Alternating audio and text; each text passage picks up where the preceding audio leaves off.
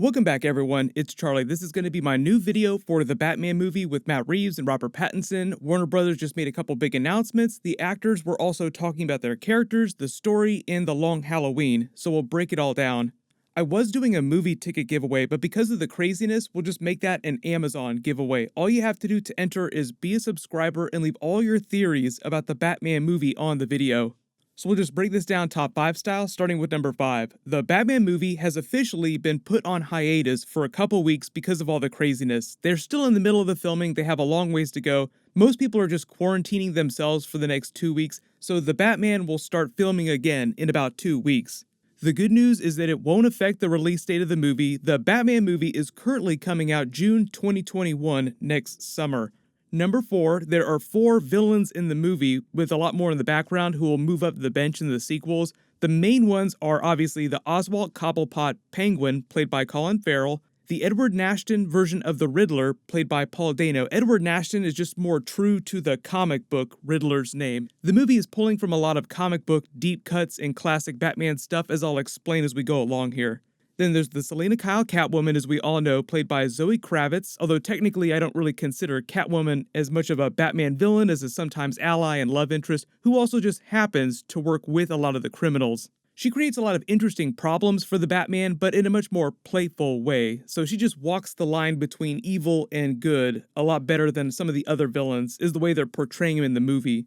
Based on what the actors are saying about their characters and the teasers so far, not all the major Batman villains will be portrayed as straight-up villains in the movie, even the ones that you would think of as the most classic of Batman villains. But the fourth kind of big villain of sorts is the current district attorney, Gil Coulson, played by Peter Sarsgaard. He's not a comic book character, and they're not lying about him being original to the movie. It's not a situation where he's secretly playing Two-Face and they gave him a fake name to talk about in the press. It'll make more sense when you hear him talk about the character. He's someone that Matt Reeves created just for this first Batman movie. He describes his character as a very, very bad person in this clip. You're in the upcoming Batman, okay? I am. The Batman with Robert Pattinson. Yeah. Now this is a new character. There's a new character created for the movie, right? Called Gil. Yeah. Gil Coulson. Gil Coulson. Yeah. Okay. And I'm a district attorney, and I'm basically a politician that has trouble telling the truth. Oh. What a novel idea. Yeah, what a novel idea. Yeah. Now, of course, for the people out there who may not remember, your lovely wife, Maggie Gyllenhaal, was also in the Dark Knight. She was. Okay. Yeah. Now, do your children have to choose which non-Batman character from a Batman movie they love more? Are they prepared? Are you going to put the screws to the kids? I mean, hers is so lovely, her character. I mean, Sure. I'm a pretty distasteful person in it. Daddy doesn't play nice people. You know, typically, let's be honest, the guy in this is not very nice. The funny thing about that, a lot of you may not have known that he was actually married to Maggie Gyllenhaal, who played Rachel Dawes in Batman The Dark Knight during the Christian Bale era. So both of their characters both worked for the Office of the District Attorney in different Batman movies. Just a coincidence. I didn't include it in the clip there, but during that same interview, he talked about how he raises bats in real life with his family at his house and tried to explain to Matt Reeves on the set of the Batman movie when they were getting ready for a particular scene about how the way the Batman character is typically portrayed in all these movies, TV shows, comic books, doesn't really reflect the real-life behavior of bats, and proceeded to explain all the ridiculous things that bats do in real life, like screeching really high and loud, flying around really erratically, packing together really tightly. And he said when he suggested to Matt Reeves and Robert Pattinson before this really big scene that they were getting ready to film, that they have Robert Pattinson try doing his Batman that way, they both looked at him like he was the craziest person that they'd ever met.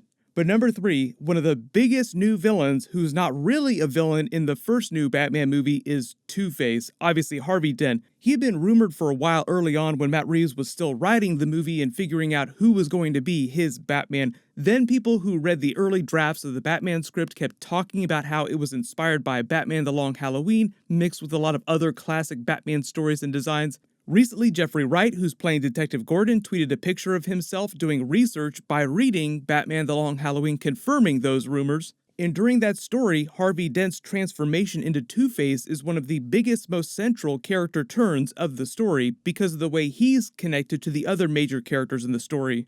The Long Halloween is kind of an origin story for Two-Face, in a sense, but since Matt Reeves has replaced Harvey Dent in this first Batman movie with the Gil Colson character, early theory is that they made Gil Colson a terrible politician, district attorney, that Batman and the other villains like the Riddler want to take down. That way, once they get rid of him or kill him off, maybe Harvey Dent takes his place at either the end of the first movie or the beginning of the Batman sequel, and that will put them on the path to doing a new version of Two-Face. I thought that Aaron Eckhart's Two-Face was pretty decent in The Dark Knight, but he did a fantastic Harvey Dent, and he was really only the Two-Face persona for the last little bit of the movie, so we didn't really get that full-blown comic book Two-Face. Okay, fine. You either die a hero, or you live long enough to see yourself become the villain. It sounds like Matt Reeves is planning on doing a much bigger version of Two-Face during his Batman movies. And speaking of new Easter eggs, people are finding more Easter eggs in the new Batman Batmobile teaser that they dropped a couple weeks ago. So when you look at the rear headlight configuration in the body here, it actually makes the shape of a bat. And the production designer on the movie that designed this new Batmobile and built it said that that was on purpose. So I'm sure there's a lot of this going on during the movie. It'll be fun to try and spot it. But talking about the Riddler now, number 2, speaking of that evil district attorney Gil Colson, now we have some more context for the Batman scene of the Riddler that leaked a couple weeks ago. There was a scene from the Batman movie that someone posted from the set revealing one of the Riddler's victims. I'm sure that person has either since been fired or put in a deep dark hole never to return. I can't put any of the footage in here just because the video would get super banned, but it was a man tied up in a chair with a sack over his head and one of the Riddler's messages hung around his neck. It's a little bit like the viral teaser for The Dark Knight that they released with the Joker early on, where he had taken one of his victims and was forcing them to do something on camera. The Riddler's victim in this new Batman movie had a message written in blood hanging around his neck, and it read, "No more lies," with a big red question mark underneath it. So based on what Peter Sarsgaard revealed about his character having a problem with lying a lot, we can probably say the "no more lies" line the Riddler is pissed off about is referencing District Attorney Gil Colson's lies. It could also have something to do with Detective Gordon's arc in the movie too. Gordon is still only a detective when the first movie picks up at the beginning of the story. What'll probably happen with his character is that just like during the Dark Knight trilogy, he will slowly replace the current police commissioner in the sequel or the last film in the trilogy. They did the exact same thing during Christian Bale's Batman era. So all this just makes the Riddler seem like less of a straight-up villain and more of an insane anti-hero in his own mind, who just steers more into outright villainy by the end of the movie. Speaking of which, we haven't really heard much about the Penguin's role in this movie version of The Long Halloween, but I would expect the same type of portrayal where Colin Farrell's Penguin isn't a mustache-twirling villain, or even a more obvious villain like Heath Ledger's Joker from The Dark Knight. Like, you start at the beginning of The Dark Knight and you know that the Joker is a villain. Nothing he's doing seems like it's good, even though in his own mind he's somehow justified it, an agent of chaos.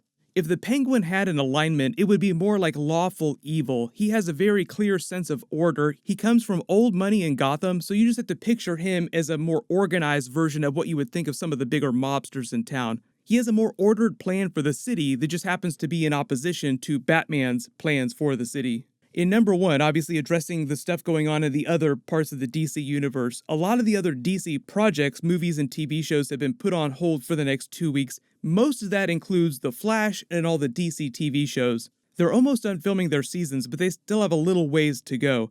The good news, though, is that Wonder Woman 1984 has not been delayed. There have been a lot of movies that were coming out recently that have been canceled and moved to different times later this year. I might do a separate video just for all that stuff. But because Wonder Woman 1984 isn't coming out till June later this summer, that's way outside the current quarantine danger zone that's happening right now all over the world. What is happening though right now, even for the movies that are still coming out on time later this summer, is that everyone's kind of hit pause on the marketing, which is why we haven't seen another Wonder Woman 1984 trailer recently, and why we haven't seen that first Venom 2 trailer, because that all should be happening right around now.